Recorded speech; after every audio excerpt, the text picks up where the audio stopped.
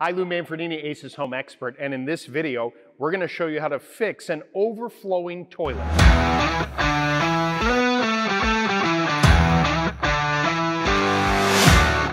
All right, when it comes to fixing an overflowing or clogged toilet, your new best friend is a plunger. But the plunger that you choose does matter. Now, this particular one, as you see, has this little flap that comes out that you can use inside of a toilet. And this is going to help to clear that clog quicker and easier. But the trick is you can't give up. Okay, this is a demo toilet right here. Now imagine the water's up at the top of the rim.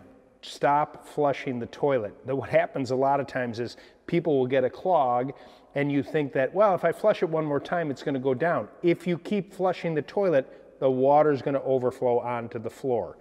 Let it settle a little bit. And if you can, wait for the water level to get a little bit below the rim. It'll probably slowly do that all by itself.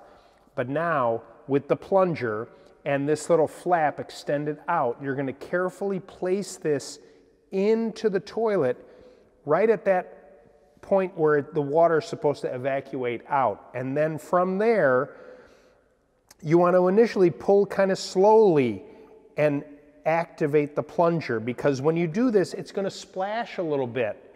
And so it's not a bad idea to get a few towels or whatnot around the floor area to capture a little bit of that splashing. And you're going to keep working this plunger until the water clears. Once you pull that out and the water flushes through the toilet, then you can flush it again to try and clear everything out of there.